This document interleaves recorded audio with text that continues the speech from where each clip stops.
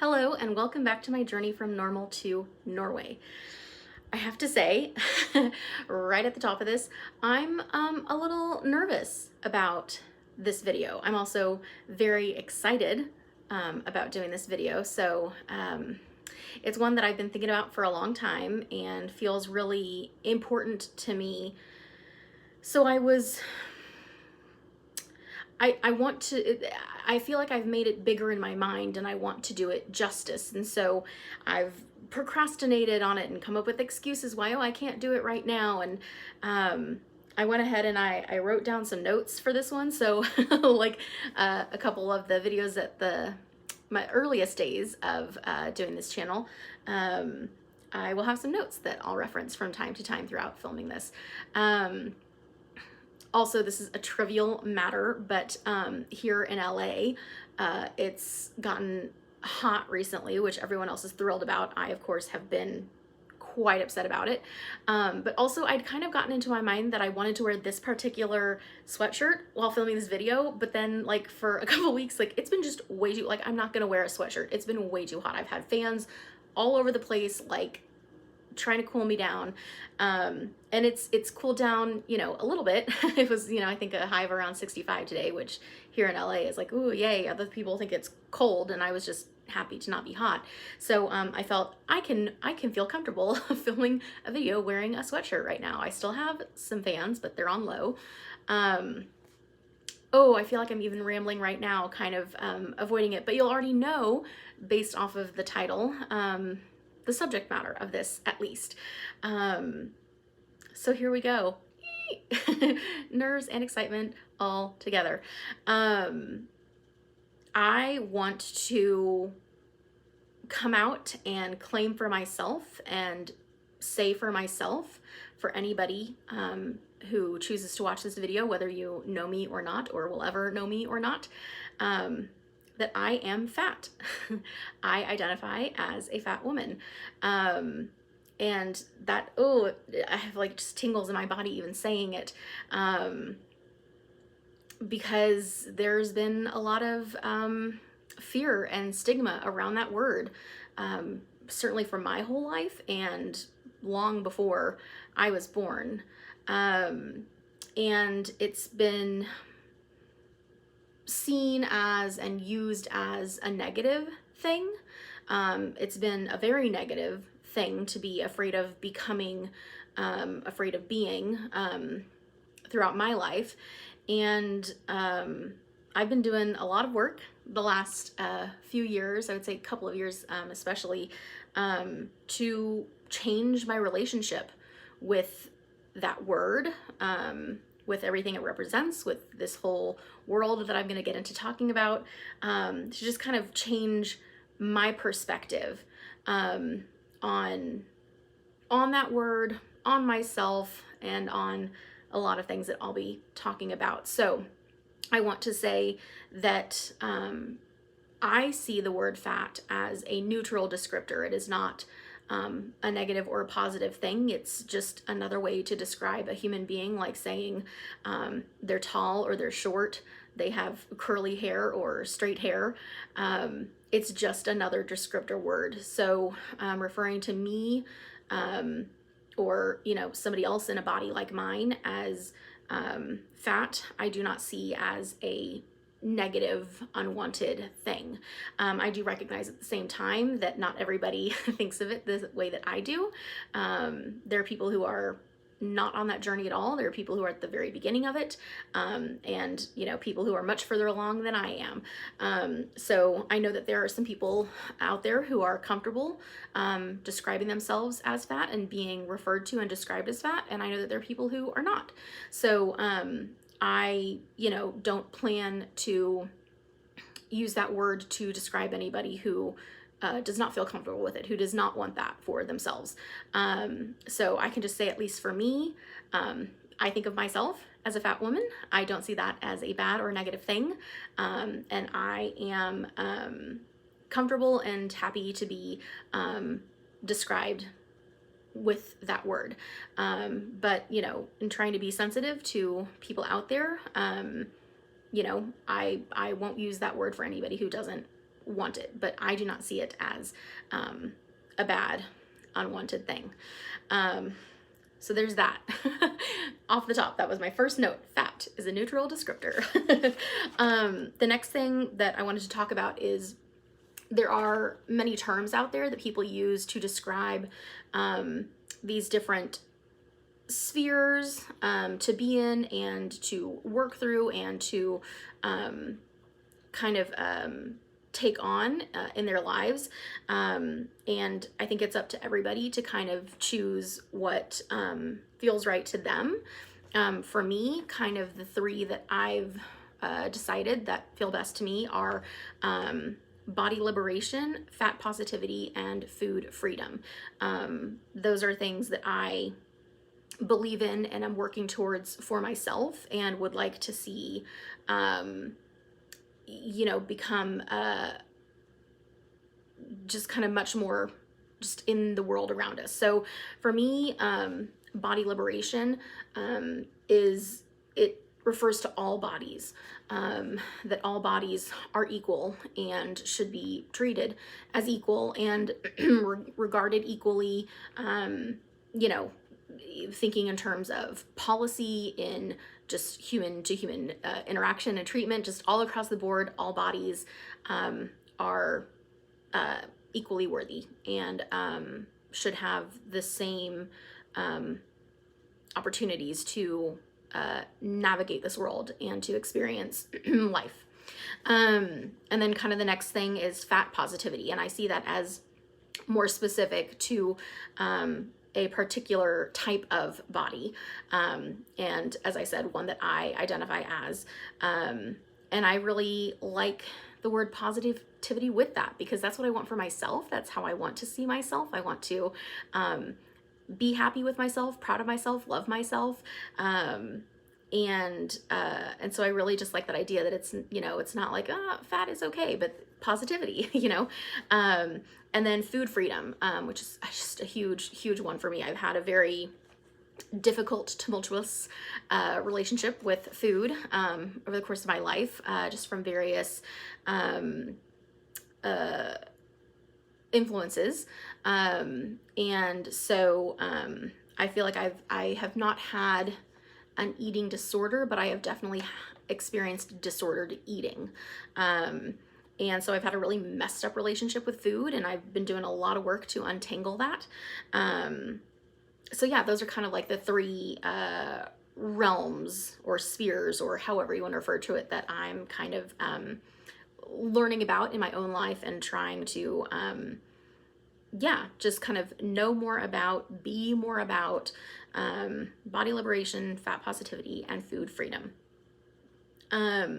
The next thing I wanted to kind of talk about with all of this is I've learned to really dig all the way down to the foundation of I want to discover what it is that I really believe and why, what makes me believe that. And, I've discovered that I've accepted a lot of lies from a lot of different sources over the decades, different places and people and companies telling me, how I should be and how I should want to be and what's wrong with me as I am.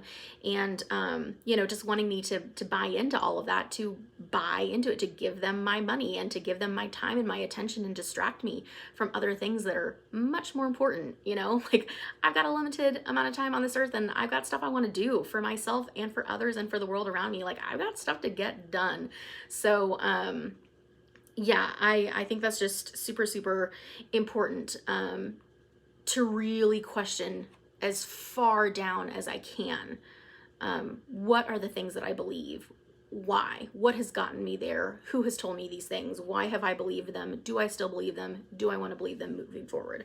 So that's been a big part of this work for me, and something that I continue to work through, and I think we'll always continue to work through, because these messages are coming at us a mile a minute, but I want to say much faster than that. I mean, messages are everywhere telling us, what's wrong with us, and what we should want to be and should try to be. And so, I'm just kind of really learning more and more to question all of those things, so that I'm not holding on to any of those lies anymore.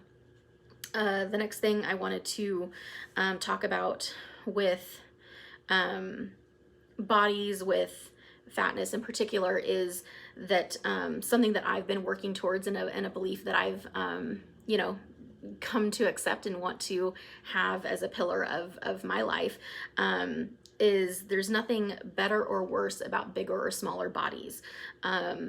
Because I am in a bigger body, there is nothing better, worse, more or less worthy.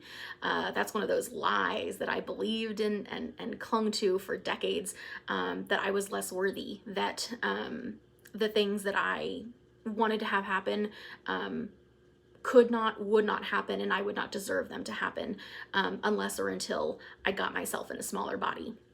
So I, I lived in life paralysis for many years. I've been putting off things and avoiding things, and just kind of been in a stalled kind of place for a long time, because I thought, I'm not deserving of it yet. Like the real life stuff can't happen with me being in the body that I'm in right now. And so I need to wait until I finally am good enough to get to that good body. And that's a bunch of crap. So yeah, something that I have, switched my thinking on, and would love to see more in the world around me, is there's nothing better or worse about bigger or smaller bodies. Nothing more or less worthy in all the various types of bodies that there are. The next thing, kind of piggybacking on that, but going even kind of further in like just a core thing that I believe in and that can honestly get me kind of riled up, is I'm allowed to take up space. As a fat person, as a woman, in all my various identities, the various parts of me that make me a minority, I'm allowed to take up space. We all are allowed to take up space. You are allowed to take up space. And I'm not interested anymore in shrinking myself. I'm not interested in apologizing for who I am and what I believe in and what I'm striving for, and the good that I want to do in the world around me, the impact I want to have, the change I want to leave behind. I'm just not going to be apologizing for that anymore. I'm not going to be shrinking back into the corner trying to take up as little space as possible, and to not be, not be seen, to not, cause a scene. I used the word distraction earlier, and it is so much of this health, wellness industry, the diet world. I mean, just however you want to look at it or think about it, like, it's a lot of distractions. People have created these institutions and put these lies and rules in place and drilled them into our brains, because they're trying to distract us from things, trying to keep us quiet and stay inside our boxes. And we don't need to do that. We do not need to be in boxes that people have put us in. So yeah, I get a little passionate about that one. We don't need to shrink ourselves. We are allowed to take up space. It's just how it is. The next thing is kind of more specific to the subject of food, which, as I said before, is a really tricky one for me. And I've just kind of gotten to a place of believing and living my life in the way that food behaviors do not make me good or bad. There's nothing morally good or bad, wrong or right about food. And so if I consume a certain thing, it doesn't make me a bad person. I'm not being bad today. And if I deprive myself of something, that doesn't make me a good person. I'm not being good today. I am just being. I'm just eating. So that's a really big one for me. I've had a lot of I think just for decades, for generations, for hundreds of years, we've had these messages drilled into us, and I choose to stop that cycle in my own life. And moving forward, I'm just not going to believe that stuff anymore.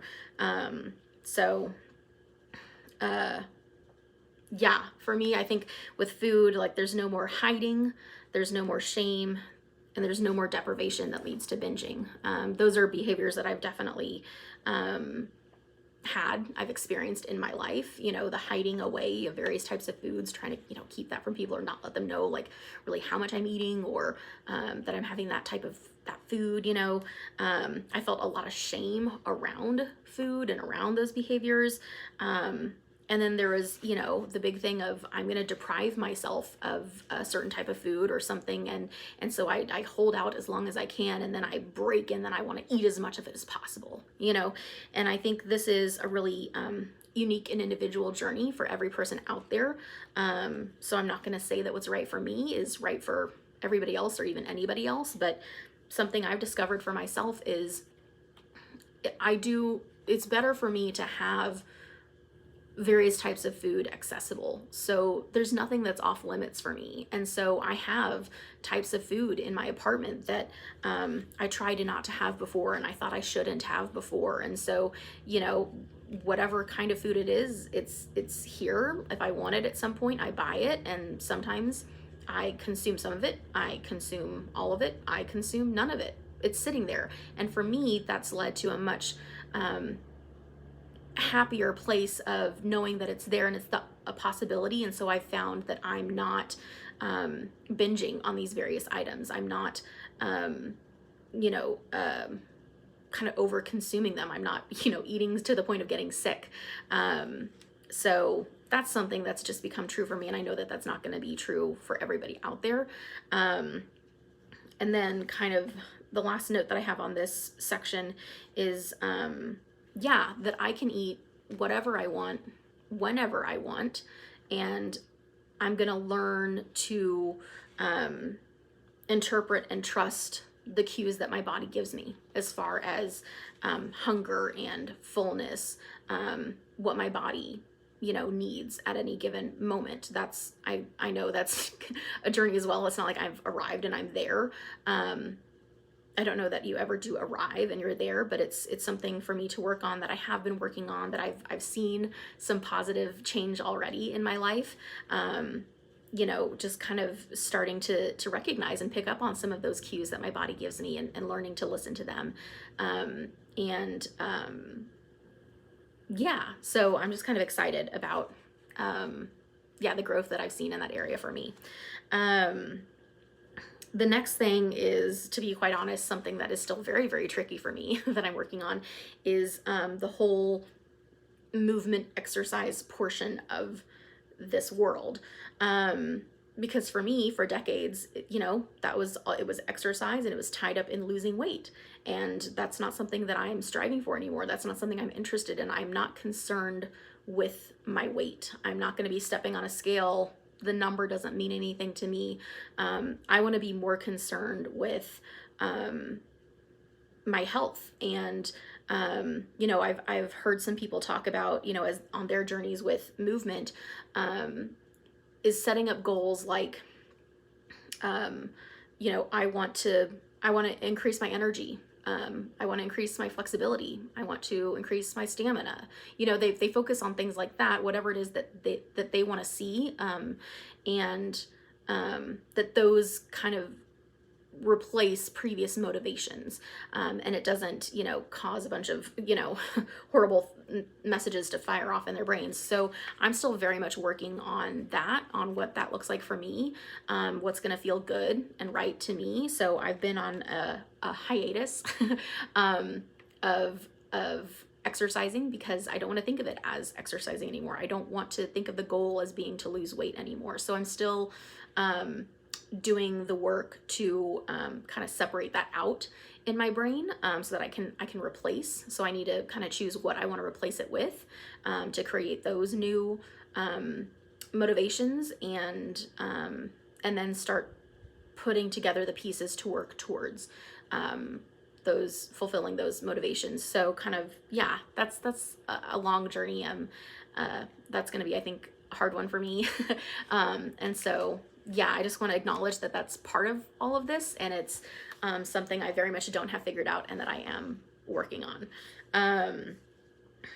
And then kind of the last big note about this subject, for me is I just wanted to talk about and say that another kind of thought process I've changed for myself is my body is not me. It's a part of me. That's been a big adjustment for me. Because for so long, you know, my identity, my worth was wrapped up in this physical exterior. You know, I'm so much more than my body. My body is just what brings me into the world and helps me to physically navigate life. So everything, you know, my personality, my soul, my mind, my heart, I mean, there's just so much more to me that is more me, that are more important parts of me. And so, yeah, that's been a big one, to see myself as so much more than just this exterior body, you know, that I'm all wrapped up in. So I just kind of wanted to acknowledge that facet of it. So yeah, those are kind of like all of the, I believe, I'm kind of looking over my notes. I think that's kind of all I had written down. But the last thing I kind of wanted to say, I flip over my page. If you're interested in starting to do some of this work, if some of this is intriguing to you or appealing to you or confusing to you, that there are a lot of resources out there. I know that there are a lot of books available. I have not, I'll be completely honest, I have not been reading them, but I've gotten very much into certain podcasts that have helped me to learn a lot in this area. Some of them are more academic. Some of them are more just kind of chatty and positive. Some are, you know, really informative. Some are really entertaining. Some are both. So I kind of wanted to list those out for anybody who might be interested. The first one, I'm going to kind of go in order of ending up with the ones that have updated most recently.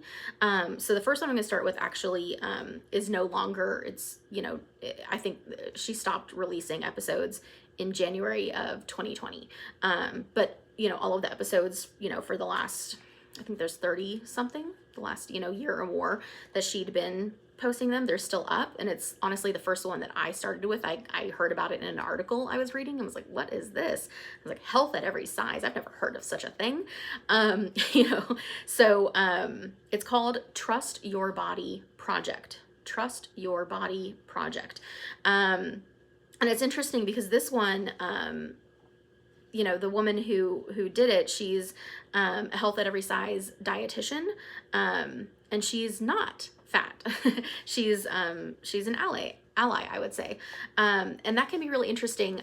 I think I enjoyed what she had to say, and I really, for me, starting out, and I was like so trapped in all of the lies and the old thinking still, it was radical for me to hear somebody who was not in a body like mine kind of be on my side and be championing me, and be talking about bodies like mine in a way that I wanted to think about my body. That was really interesting, kind of really radical, you know, because the rest do have a host or hosts that are in larger bodies. And so this one was kind of unique in that way of like, I was like, here's this thin girl, you know, who's, you know, kind of breaking down some of the lies that I've been believing for so long about myself. So yeah, that was kind of an interesting one for me to start off with. There's one called Rebel Eaters Club. And I've really enjoyed that one a lot. And I think there's been a couple seasons and she's off right now. There will be more, but there is not a current season happening. Maintenance phase. That one I've listened to more recently and gotten caught up on, and they're in the middle of their second season, and that's a different one because they're kind of debunking various fads or, you know, products or whatever from the diet world. So I've enjoyed that one.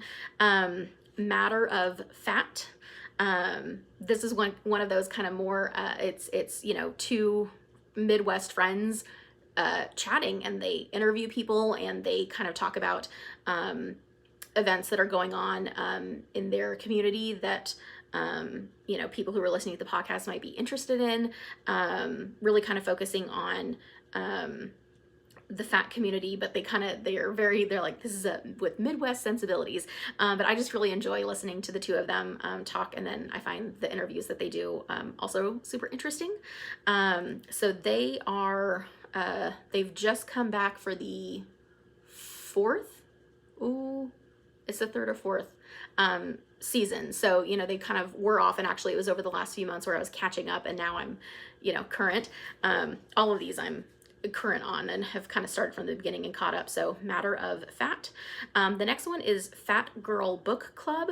And this is one for those of you who are interested, who want to learn about what books are out there and read those books and get into it.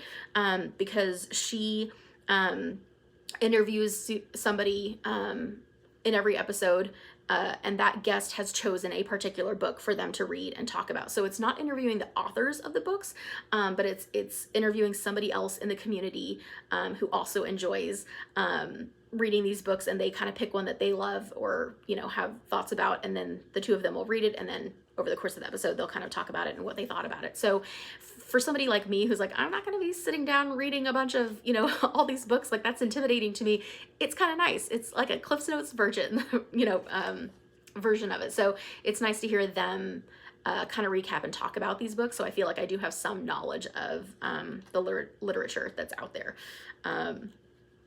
So Fat Girl Book Club, She's All Fat, which I think was the second one actually I started listening to after Trust Your Body Project. So, and that one has kind of evolved over the years. They're in their, or they finished their 5th season.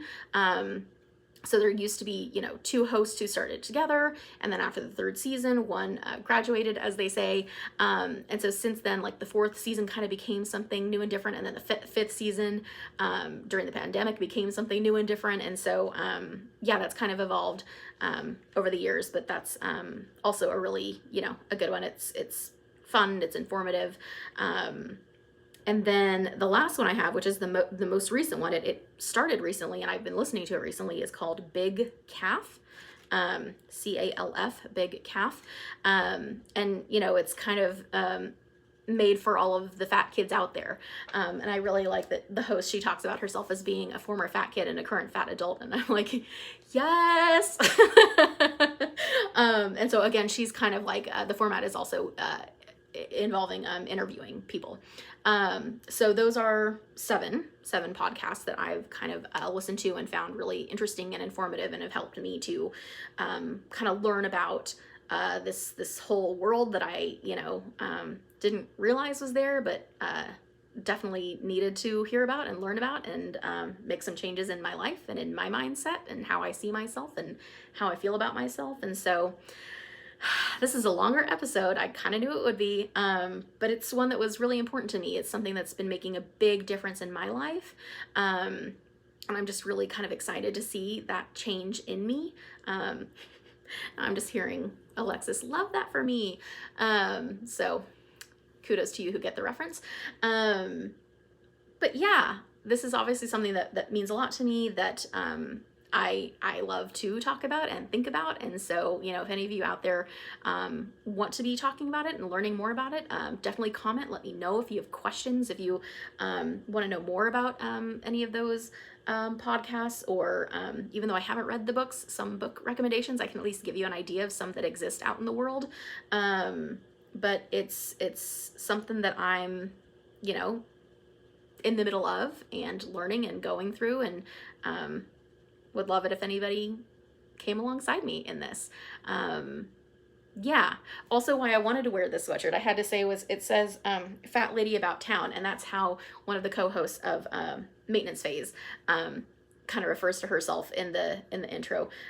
So some of them have merch available that I have definitely purchased to support them, and to thank them for the work that they're doing. So anyway, that's it.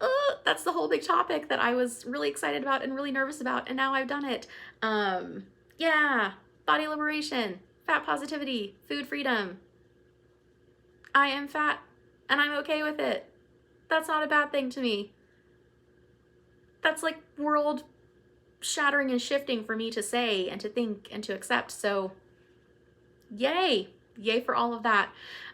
Thanks so much for listening to this. I hope that y'all are doing as well as possible out there. I'll have some updates coming up soon. I'm excited. In a few days, my mom, who is now fully vaccinated, is going to be coming out to see me, and I am going to be touching a human being for the first time in over a year. I am going to hug her so much. So maybe after her visit, I'll kind of check in and let you know how that's going, and you know, how much my positivity has changed after having, you know, real in life interactions with humans.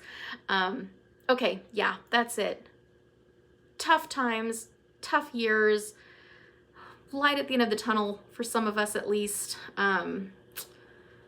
Yeah, I just really hope it all keeps moving in a positive direction, and I hope that as I said before, you're doing as well as possible, and things just get better and better for each and every one of you. Thanks so much for watching. I'll talk to you next time.